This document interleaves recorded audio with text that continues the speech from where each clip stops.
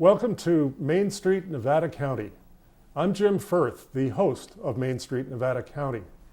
Our guest today is Jodi Benson. She is a case manager from Hospitality House.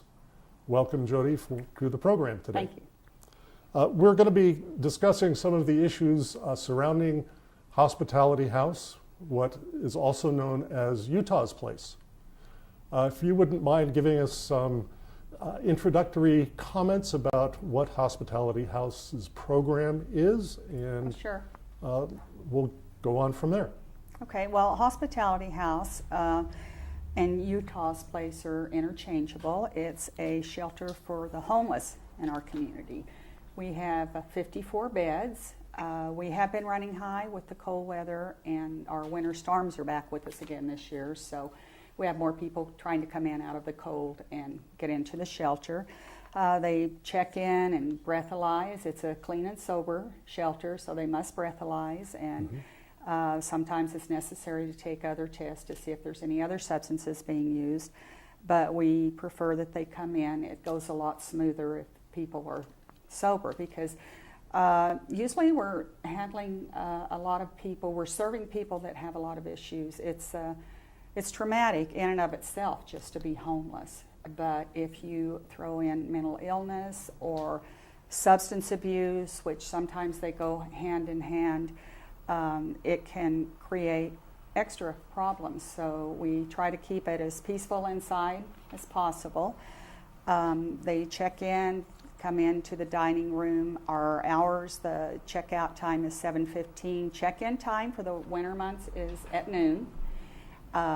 In the summer months, it's 4 o'clock, and they have a hot dinner at 6 o'clock. We have a real generous community that we've been overwhelmed with. People volunteer and cook food for them. They come in and have their dinner, and then they go upstairs around 7 and have free time till 10, and then it's lights out. But during that time, they can also sign up to do their laundry, sign up to take a shower. There are several workshops that are available to them. We have a culinary program that's a 6-week certificated course wherein the guest or anyone even outside of Hospitality House can sign up and take that. And we've actually been successful with the employment rate coming out of that. We have some, I know Summertime has one of our graduates there. Every other Wednesday, the graduates cook a meal for Hospitality House. It's part of their practicum. And we have guest servers that come in and serve that meal, like Grass Valley Police Department, Board of Supervisors have been there, the emergency room doctors, the superintendent of schools with some of the admin staff, and any one organization, the Lions Club, Kiwanis. I wish I could name them all because it's really generous of them to take their time and all come down and serve. And it's really a very heartwarming and eye-opening experience when all of these people come together. We have children there. It's not just adults. We have a women's dorm and a men's dorm, and we have 24/7 monitor there, someone all the time that's on hand. There are a housing program, a rapid rehousing program there that they can sign up for. We have a lot of workshops. We have a hope and healing workshop every Wednesday so that they can learn life skills.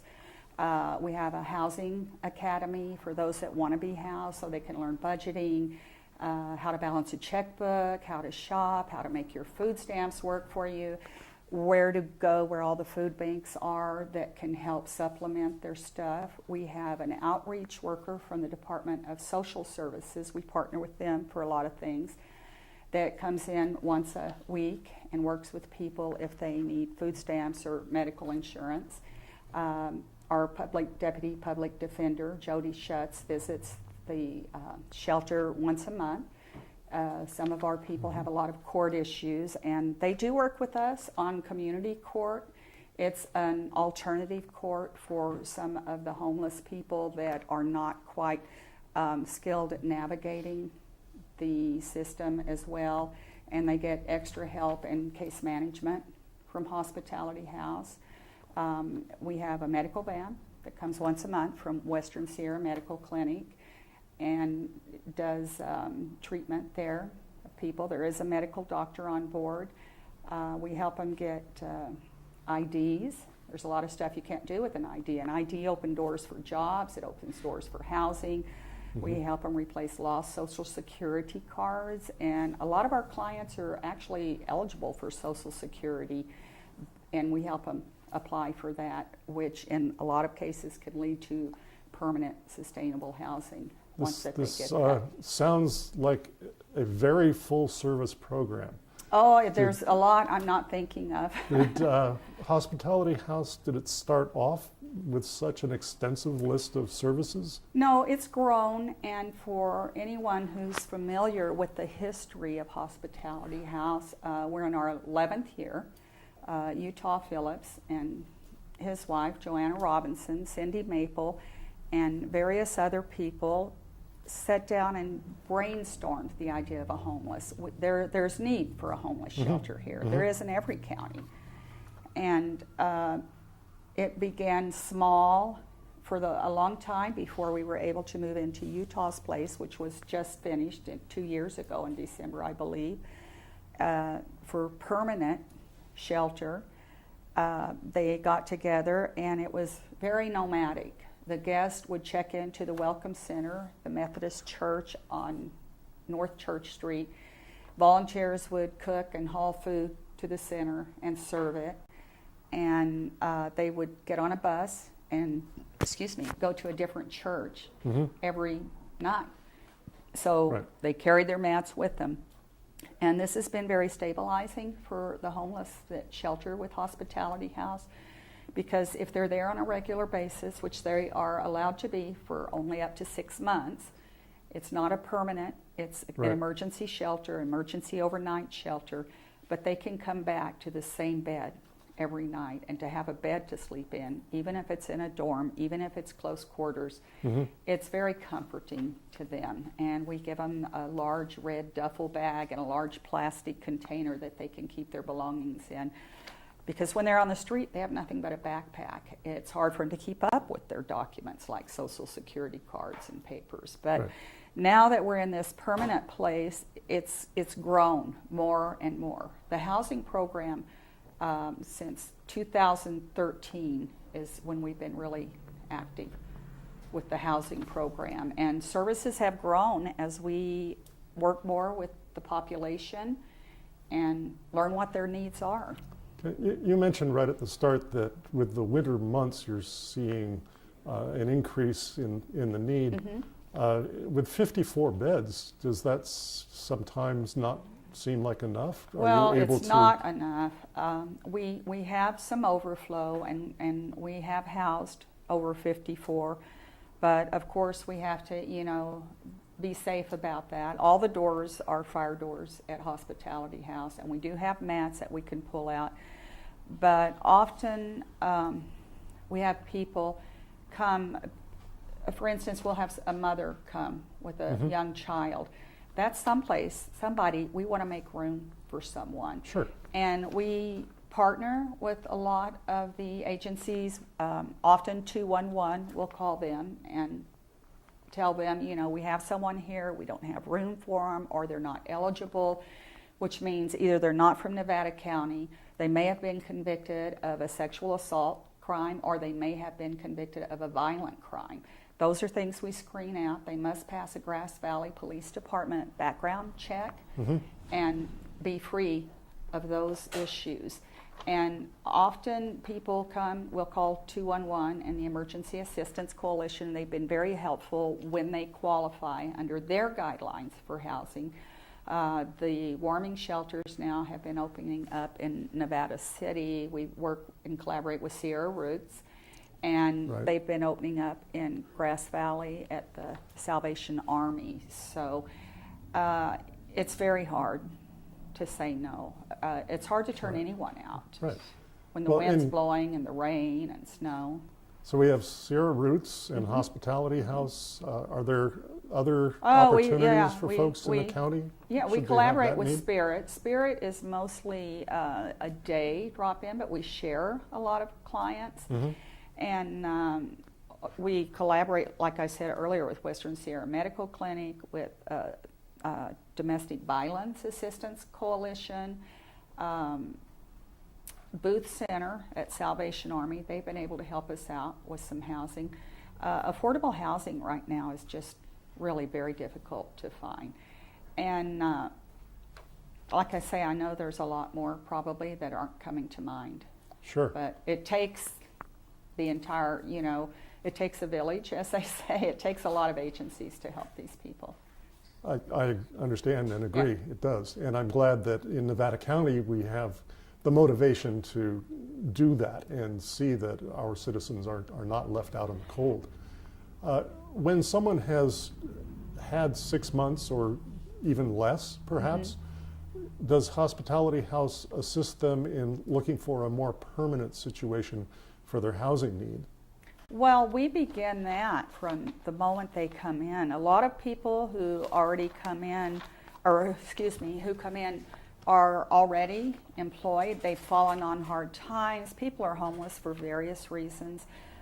Sometimes a relationship ends where they've shared housing with someone else, and perhaps they're not on the lease, or the other person, is the what do I want to say, dominant partner maybe, and it's my place, and we're through, you got to go, and they have no place to go. Sometimes it's mental illness, and there's a lot of issues with the population where people have a lot of childhood trauma, and maybe domestic violence in the home, maybe sexual abuse, perhaps physical abuse. And when a child is young like that, they're kind of hypervigilant all the time, and they've got secreting cortisol, and their brains are just like this. And it's often people say, well, they don't really think about the consequences, but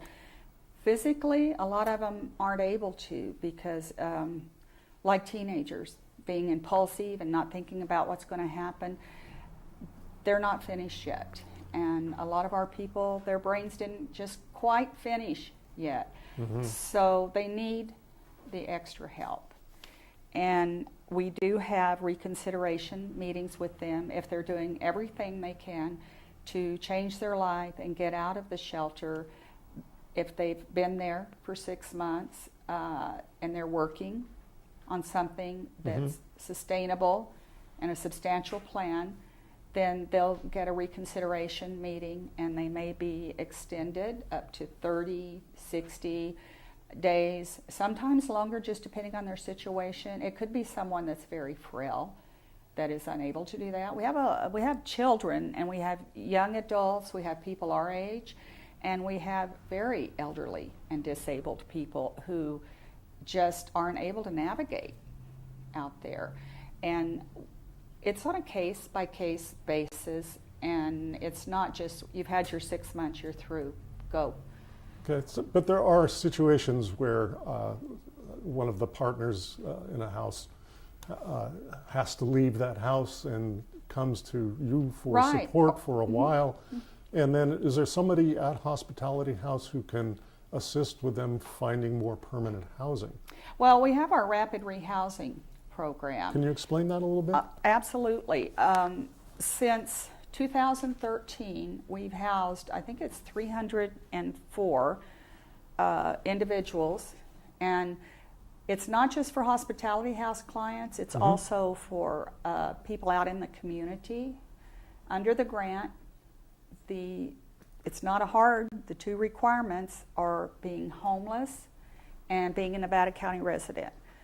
However, if we have a mother that comes in and fleeing domestic violence from out of county, or any female, even a single female, she also qualifies under the housing grant. And as soon as they check into Hospitality House, we start immediately working towards, this is a transition for you, this is not permanent. We want to try to help you find housing, that's our main goal. And they meet, we have pretty much 3 people on our housing team. We have Seth Thompson, Tom Keller, and me. And Seth is the first one. He's like step 1. Well, before that, we're getting him stabilized inside the shelter. We'll help him get the ID. Right. We will help them get any lost documents, Social Security card, even birth certificates. We assist with that and pay for that. And they get evened out, but a lot of our people go with what we call the housing first. They may not be completely stable, so to speak. We like to make sure they're ready for housing because this is something we want to last. It's not Sure. something we want to be just, a month or two. And we don't stop them, but the landlord will usually stop them. So once they meet with Seth, he determines if they're eligible. He gets their story. He talks to them about what's involved in the program and what's necessary for them to be housed. Then they're connected with Tom Keller, who is a housing specialist. They go from the housing case manager to the housing specialist, who's out beating the bushes in Nevada County trying to find affordable houses, which is very hard. That must be a challenge. Affordable these days. housing is very difficult these days. 50-50 people, we house about 50% who are not in the shelter and about 50% who are in the shelter. Some of them will go into individual housing, into an apartment. We will assist them in applying for Section 8. That hasn't been open for 2 years now. It opened up last year. It did not open this year, but we help them with the paperwork. We make sure it's mailed in. We connect them. Often they come to us with requests from Shelter 8. We need this, we need this, we need this.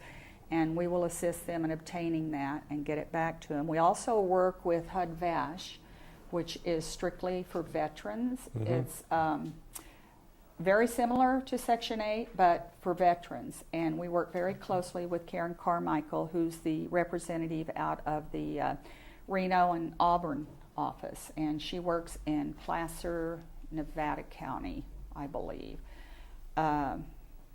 There's a whole team of people that help. We've been successful in housing quite a few veterans, and we do Good. get a lot of homeless veteran people, and we try to give them priority as well.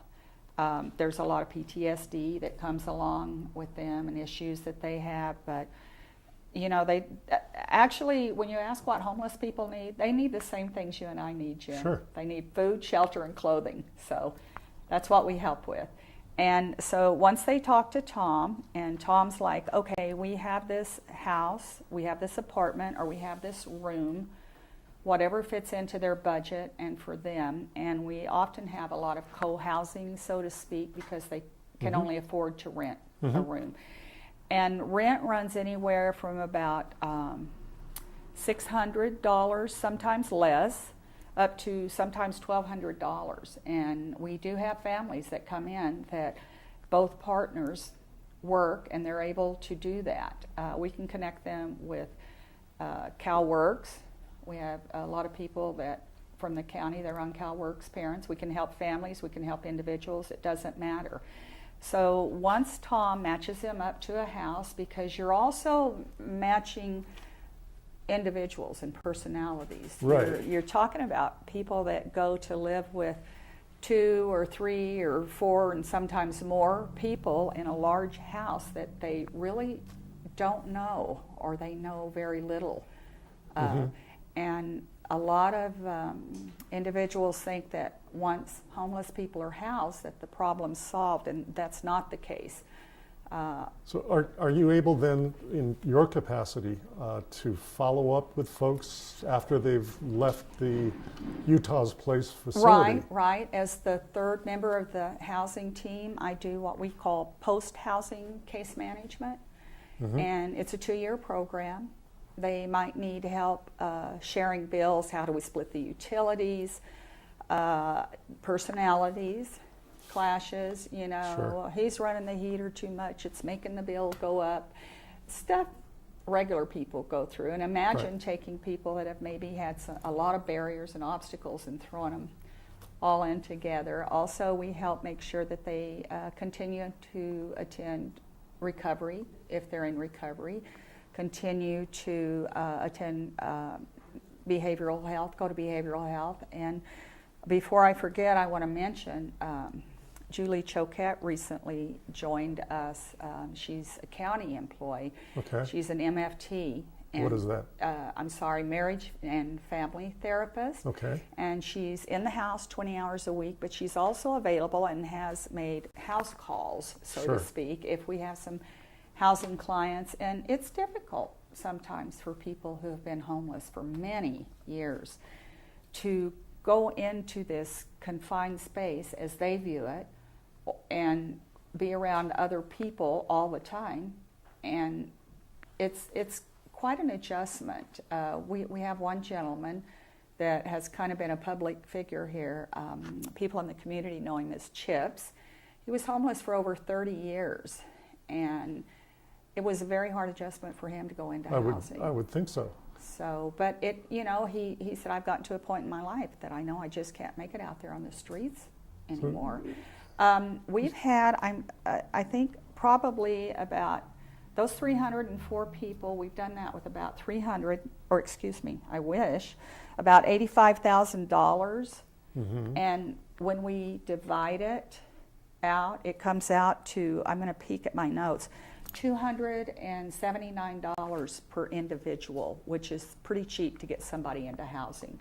What we do is pay this is families and single people. Right. We can pay either the first month's rent or deposit. Often we're able, if they move in like the last week of the month, we can pay just that week's and the deposit or the first month's rent. Because the more people we house, I was going to look here, just this year alone, which is 1996, we've housed 96 individuals. Okay. Slip of the tongue there. It was a very good year. But anyway, 96 individuals and 31 children, and that's in 2015 alone. Okay. And have those folks pretty much adapted then to that situation? We have a 90% success rate, which I think is very high considering the obstacles that these people have had to overcome. And Right. by the way, I just want to interject that we have a lot of people at the shelter that don't have any issues. They've just fallen on hard times. A lot of people have lost their homes, or like I say, come out of a relationship, Sure. or unable to make rent because they lost their job. So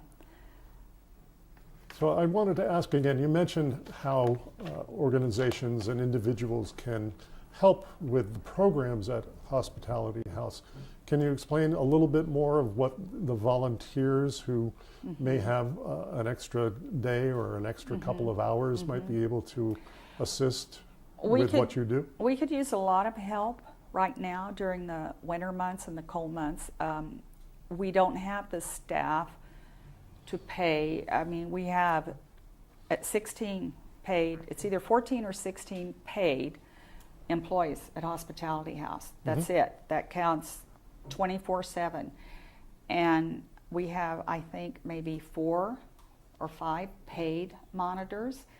And we have a lot of people that volunteer to monitor, and what that involves is coming in and maybe setting up stairs from 12 to 4 is when we have a big need right now, because we do have our regular volunteers and monitors that come in that are there by 4 o'clock during the old checkout time, or I should say summer hours checkout time, warm weather check-in time, so that people can come in and go upstairs and maybe be accompanied to go up and to get their meds, take their medication, or to take a shower. They can take a shower every night if they want, as long as there's time, because it's lights out at 10 o'clock and they're up early again the next morning. Right.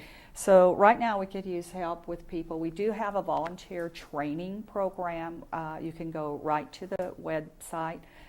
You can even just Google Hospitality House in Grass Valley and find the website. They have a volunteer application that you can fill out online, or if you prefer to fill out a paper application, they can come into the shelter, and we do have a volunteer coordinator who handles the training and schedules the volunteers. We have volunteers who they might be handing out towels or toothbrushes or soap. We provide all this for the guests, Okay. and And blankets and if you mentioned that the food, the dinner is prepared on Right. Wednesdays, if I remember correctly. by the culinary class, but Culinary every class. other night it's volunteers from the community. We have a lot of really great church groups that come in, and we have lots of individuals that Mhm. come in and are on cooking teams, and they'll cook one night a month.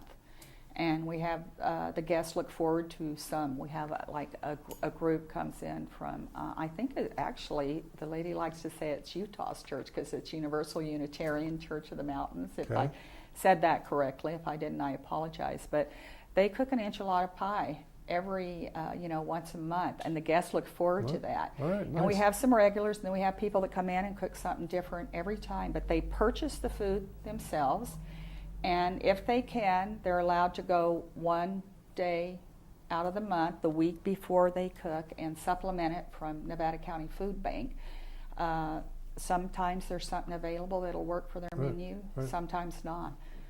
But that's very helpful. So- The biggest so thing the we need. listeners here, so people Yeah. who are listening to this program, if an organization that you belong to or work with would like to help with Hospitality House, either as a volunteer, as one of the observers, or Or serve, they can come in and serve sometimes. or come in and serve. And help. Mhm.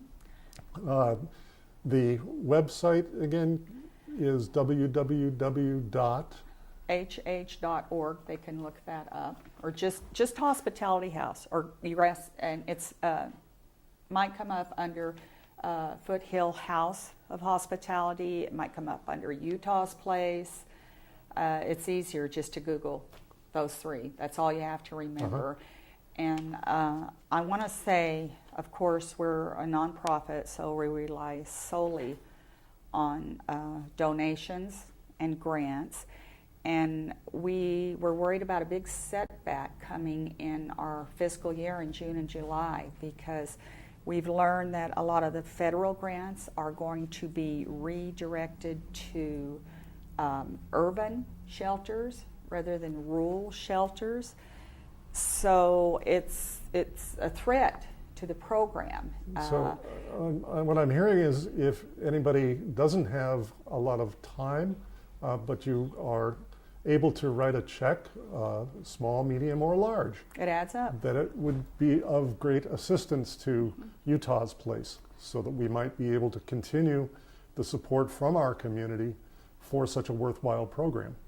And we're opening up a thrift store in February. It's going to be called Okay. Red and Roses, and we're hoping that that will help sustain us. So right now, I just want to say we're so grateful. We've been overwhelmed by generosity of the community in bringing in clothing items, so much so that we don't have room at the shelter. We would love to ask you just to hold on to those, bring them into us so that we can go through and use those when we open our thrift store and have a great inventory in February.